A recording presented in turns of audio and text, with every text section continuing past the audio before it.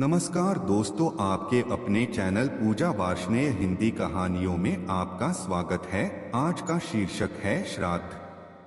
शास्त्रों में मान्यता है कि इस दौरान पितरों का आशीर्वाद उनके परिजनों को मिलता है। पितृपक्ष में उनके पूर्वज धरती पर आकर अपनों का ख्याल रखते हैं और उन्हें आशीर्वाद देकर उनकी समस्याएं दूर करते हैं। धार्मिक मान्यताओं के अनुसार पितृपक्ष में किए गए इन कार्यों से पितरों को शांति मिलने के साथ ही वंशजों का पितृ दोष दूर होता है। यही नहीं, पितरों का आशीर्वाद भी प्राप्त होता है। पितृपक्ष में वंशजों के लिए अपने पूर्वजों की आत्मा की शांति के लिए श्राद्ध कर्म करने का विधान है। पितृपक्ष देरी से होंगे शुरू। इस बार पितृपक्ष की शुरुआत 29 सितंबर से होगी, जो 14 अक्टूबर तक चलेंगे। पितृपक्ष भाद्रपद मास की पूर्णिमा से शुरू होकर अश्विन मास की अमावस्या तक चलते हैं। इसे सर्व पितृ अमावस्या कहते हैं। अधिक मास की वजह से इस वर्ष सावन 2 महीने का है। इसकी वजह से सभी व्रत त्योहार 12 व 15 दिन देरी से पड़ेंगे। आमतौर पर पितृपक्ष सितंबर में समाप्त हो जाते हैं, लेकिन इस साल पितृपक्ष सितंबर के आखिर में शुरू होंगे और अक्टूबर के मध्य तक चलेंगे। आखिर क्यों किया जाता है श्राद्ध? इससे जुड़े ये रोचक तथ्य। धार्मिक मान्यता है कि पितरों के खुश होने पर ही देवी देवता खुश होते हैं। इस कारण से पितृपक्ष में लोग अपने पूर्वजों की मृत्यु तिथि के अनुसार उनका श्राद्ध करते हैं।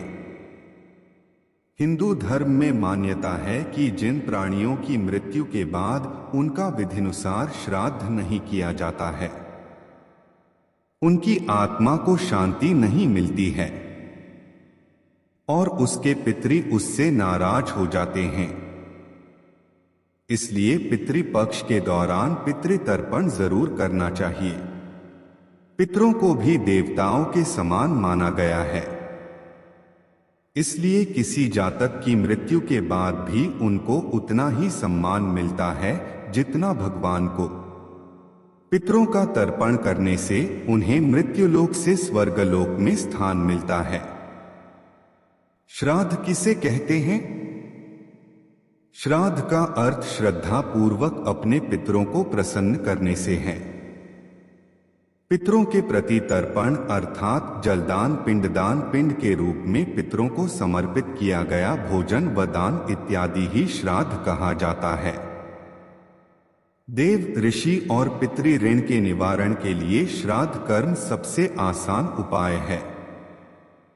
अपने पूर्वजों का स्मरण करने और उनके मार्ग पर चलने और सुख शांति की कामना करने को ही श्राद्ध कर्म कहते हैं। ऐसी मान्यता है कि मृत्यु के देवता यमराज श्राद्ध पक्ष में जीव को मुक्त कर देते हैं ताकि वे स्वजनों के यहाँ जाकर तर्पण ग्रहण कर सकें। कौन कहलाते हैं पितर? ऐसे व्यक्ति जो इस धरती पर जन्म लेने के बाद जीवित नहीं है, उन्हें पितर कहते हैं। ये विवाहित हो या अविवाहित, बच्चा हो या बुजुर्ग, स्त्री हो या पुरुष, उनकी मृत्यु हो चुकी है, उन्हें पितर कहा जाता है। पितरों की आत्मा की शांति के लिए भाद्रपद महीने के पितृपक्ष में उनको तर्पण दिया जाता है। पितृपक्ष में मृत्युलोक से पितर पृथ्वी पर आते हैं और अपने परिवार के लोगों को आशीर्वाद देते हैं। पितृपक्ष में पितरों की आत्मा की शांति के लिए उनको तर्पण किया जाता है। पितरों के प्रसन्न होने पर घर पर सुख शांति आती है। हिंदू धर्म में पितृपक्ष का विशेष महत्व होता है। पितृपक्ष के 15 दिन पितरों को समर्पित होता है। शास्त्रों अनुसार श्राद्ध पक्ष भाद्रपक्ष की पूर्णिमा से आरंभ होकर आश्विन मास की अमावस्या तक चलते हैं। भाद्रपद पूर्णिमा को उन्हीं का श्राद्ध किया जाता है जिनका निधन वर्ष की किसी भी पूर्णिमा को हुआ हो।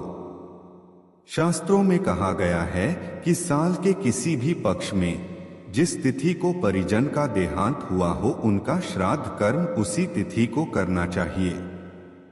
जब श्राद्ध की तिथि भूल गए हो, पितृपक्ष में पूर्वजों की पूजा करने से उनकी आत्मा को शांति मिलती है।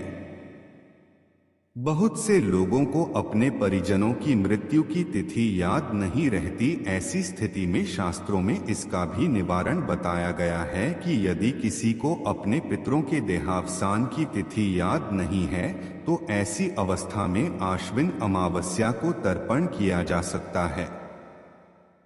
इस कारण इस अमावस्या को सर्वपितृ अमावस्या कहा जाता है। इसके अलावा यदि किसी की अकाल मृत्यु हुई हो तो उनका श्राद्ध चतुर्दशी तिथि को किया जाता है। ऐसे ही पिता का श्राद्ध अष्टमी और माता का श्राद्ध नवमी तिथि को करने की मान्यता है। श्राद्ध मूल रूप से एक संस्कृत शब्द है। श्राद्ध दो शब्द सत तथा आधार से बना हुआ है। इसका मतलब होता है कि कोई भी काम जो पूरी श्रद्धा से और निष्ठा से किया गया है। श्राद्ध के 15 दिनों में हम लोग हमारे पूर्वजों को पूरी श्रद्धा और निष्ठा से याद करते हैं। पूर्वजों की याद में अलग अलग अनुष्ठान किए जाते हैं और गरीबों को खिलाया जाता है। श्राद्ध का उल्लेख हिंदू पुराणों में मिलता है, खास करके गरुड़ पुराण में। कहा जाता है श्राद्ध का ज्ञान सबसे पहले ज्ञान ब्रह्मा जी के 10वीं संतान ऋषि अत्रि को हुआ था और उन्होंने यह ज्ञान अपने बेटे ऋषि निमि को दिया था। ऋषि निमि पहले व्यक्ति थे जिन्होंने श्राद्ध अपने पितृ को अर्पण किया था। चलिए अब जानते हैं कि श्राद्ध क्यों किया जाता है। श्राद्ध के पीछे क्या विज्ञान है। श्राद्ध तथा विज्ञान। औपचारिक रूप से इस रस्म का अर्थ यह है कि हमारे दिमाग को हमारे पूर्वजों के अधूरे कार्य को पूर्ण न होने के अपराध भाव से खुद को अलग करना। चिकित्सकीय रूप से उस अपराध को दूर करने के लिए श्राद्ध में हम अनुष्ठान करते हैं और परिणामस्वरूप मानसिक बीमारी से बचते हैं।